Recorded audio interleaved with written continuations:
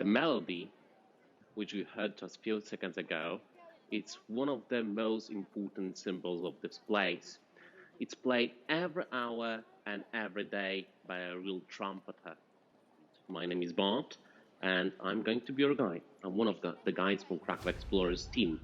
Krakow is an over 1,000 years old town, and for over 600 years used to be a host for Polish kings and dukes. Today, Krakow is one of the largest cities in Poland after Warsaw, with approximately 1 million inhabitants. But we can talk about statistics, and every single year in Krakow we have currently over 14 million tourists. Krakow is one of the most popular touristic destinations, not only in Poland, but in whole Europe. So, of course, there are some reasons why. And why Krakow was signed on the first list of the World UNESCO Heritage in 1978. Guys, at the beginning of the UNESCO list. Why it was like that? Why Krakow is so special? Why Krakow is so popular? Let's find out on our video.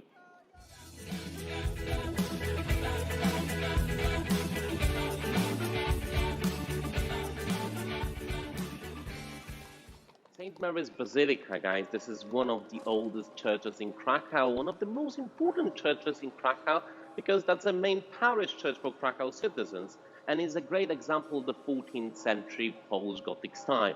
However, St. Mary's is famous not only because of architecture, but is famous because of a few legends. One of them is about the melody which we heard a few minutes ago. The melody stops in a half of the note, it doesn't have a proper ending. Many people were wondering why, so probably that's the reason why legend was created. The melody stops in half of the note, according to the legend, because the trumpeter, unfortunately, was killed. Was killed by a Mongolian arrow.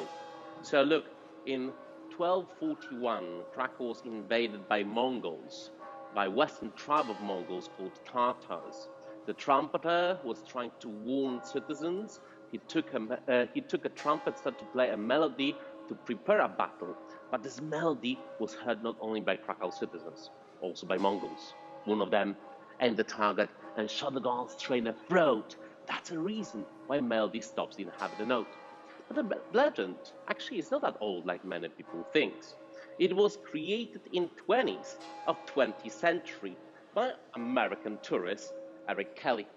St. Mary's Basilica is standing in the corner of the main market square, which is the largest medieval market square in Europe. 200 meters by 200 meters. Guys, that's the largest medieval market square in Europe. So some of you may ask, why the hell the largest medieval market square was built here, in Krakow, not in London, Paris, nor Rome? The answer is simple. In Middle Ages, there were no Ryanair or EasyJet. Simply, people were riding on horses or they were walking across the European continent. So Krakow is located more or less in central part of Europe. So thanks to trade, Krakow developed. In the middle of the main market square is standing the Cloth Hall. Guys, the Cloth Hall, this is one of the oldest shopping malls all over the world. It was built over 700 years ago. However, today it's used not only to buy some clothes, not only to sell fabrics and textiles, but today is a very popular place to buy some souvenirs. You may buy over there amber jewelry. However, in medieval times, apart from jewelry and clothes, very expensive product which you could buy at the main market square was the white gold. No, guys, the white gold isn't cocaine, the white gold is salt. Salt was really important. Salt was very expensive because people had to have a salt to preserve meat. There were no refrigerators several hundred years ago. And definitely salt mine was very important for Krakow city. Nearby Krakow, about 20 minutes outside of the city center, is Basilica. Basilica salt mine is one of the largest and one of the oldest salt mines all over Europe. This is also UNESCO heritage, the same like the city center of Krakow. So definitely, if you're going to come to Krakow, you must go to salt mine. Don't forget about that. It's very important. Usually in the city center of Krakow, you won't find campers, trucks, tents. But today is an exception because today they make a film. Actually, Krakow is famous because of films. And one of the most famous films which was made over here in 90s probably is very, very well known for you, Schindler's List. So if you're going to come to Krakow, we are going to show you some places connected with this outstanding film made by Steven Spielberg. Nowadays, Krakow is not only famous because it's a popular touristic destination. Krakow is one of the largest academic centers in Poland. In Krakow, actually, we have one of the oldest universities in Europe, and definitely the oldest in Poland, which was established by our King Casimir the Great in the year 1364. So, guys, over 650 years ago, we had the university over here, and the university still exists. But there is not only one university in Krakow. In total, we have about 20 colleges with approximately 220,000 students. So yes, Krakow is definitely a very important academic town. However, guys, this building which is right next to us is the oldest university building which is still standing. It was built in the beginning of 1400 and it's called Collegium Maius. It still belongs to university, but daily we do not have lectures over there, only for special occasions.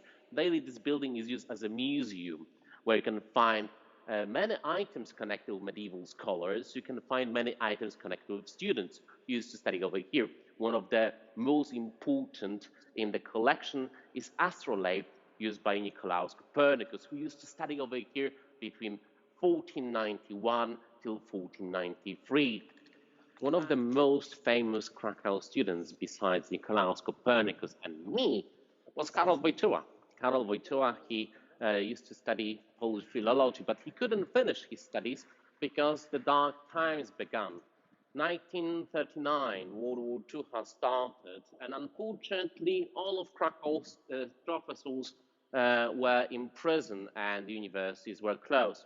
Over 180 Krakow professors were taken to concentration camps to be killed. But after international protests, after several months, Krakow professors who were released from concentration camps, they came back and they decided to give lectures in secret as a symbol of their resistance. But Karol Wojtyla couldn't finish his Polish language philology studies. He decided to fight in his own way. In 1942, in this yellowish building, he started secret lectures of theology. And after World War II, he became a priest. After that, he became Bishop of Krakow. After that, he became the Cardinal. Where in 1978, Pope died in Rome, in Vatican. Karol Wojtyla, he went for conclave. He came back taking the name of John Paul II. World War II was the worst part of our history. During 5.5 years of tragic history, approximately 17% of population had been killed. Guys, 17% at the time, that was more or less 6 million citizens. Can you imagine? 6 million citizens were killed over here. Unfortunately, many of them were killed in very terrible places like Auschwitz-Birkenau. So if you're going to come to Krakow, definitely you must go to Auschwitz camp. I know it's difficult. I know it might be very difficult for most of you. However, we need to remember what's happened here. We need to remember the tragic history because we are going to forget. We may repeat the history again. Many Jewish citizens who used to live in Krakow, many homosexuals, many Roma, many Jehovah's Witnesses, many people who are just different, political prisoners, their families, had been killed in the name of the Nazi ideology. So, Auschwitz-Birkenau is definitely one of the darkest places on the map of Poland, when you talk about the history, of course. However, World War II was lost by Poland. Of course, as you probably know, Hitler, he committed suicide. Nazi Germany failed. Luckily, they didn't kill everyone. However, we lost World War II not only because of Nazis. We lost Second World War also because of Allied politicians. Churchill, Stalin, and Roosevelt met each other in Yalta in Crimea, February 1945, to discuss about the future, to discuss about Europe, after they're going to win the war. So, unfortunately, Europe had been divided by the Iron Curtain. The Iron Curtain, that was, the line, that was like a border between communist and capitalistic system. Poland stayed on the wrong side of Iron Curtain. We became a communist country after the war. People didn't want to be communists. That was another regime. This is not what we were fighting for. That was the regime where many people had been judged in fake political trials, where many people had been tortured by the communist secret police, where many people were in prison. Many people were trying to fight. However, the communists lasted for over 40 years. In 1989, luckily, thanks to Solidarity movement, communists collapsed. In 4th of June 1989, we got possibility to vote, and luckily we got freedom. Right before World War II, Krakow was relatively small.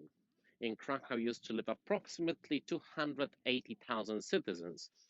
So Krakow was way easier to control and invigilate by Gestapo and Nazi occupants.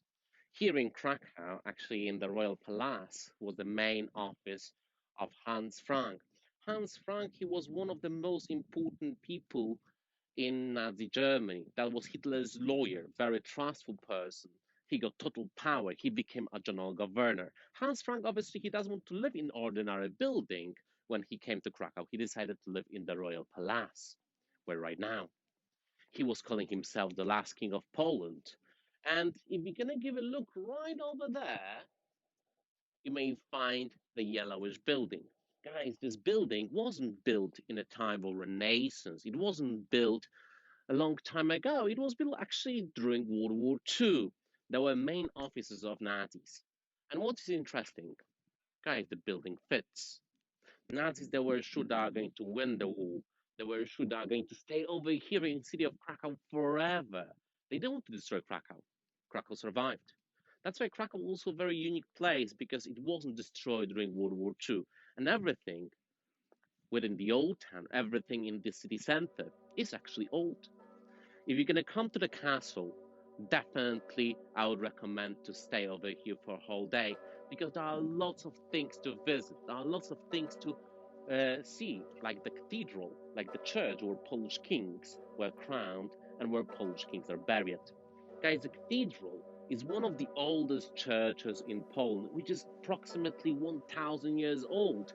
On the church, you may find many examples of different architectural styles, starting from Romanesque, Gothic, Renaissance, Baroque, and Neoclassicism.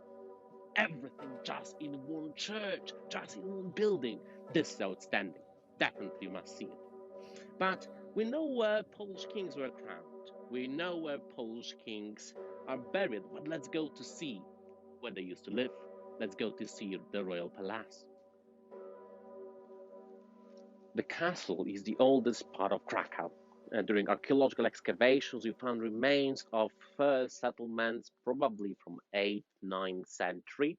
But of course, across centuries, architecture was changing. So the castle today is a great example of Renaissance art, which was brought in 16th century from Italy.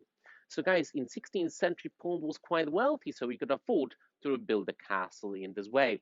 So this courtyard with columns, with loggia.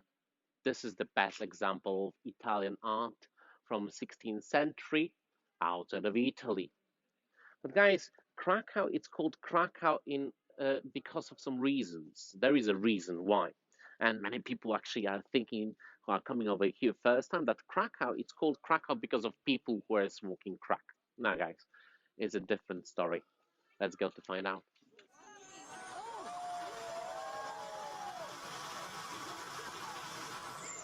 So guys, Krakow, actually Kraków in Polish pronunciation, it's called like that because of the first mythical ruler called Krakus. He established the first settlement on the very top of the hill. However, when first settlers decided to live in this place, called today Krakow, they were bothered by the dragon, which used to live in a cave just underneath the castle hill. The dragon's favorite food was cattle and young girls. So obviously Krakow couldn't spend all young girls just for the dragon. You solve this case somehow. That's why he organized a competition for knights and soldiers. Whoever would come to city of Krakow and slay the beast would get hand of princess and half the kingdom.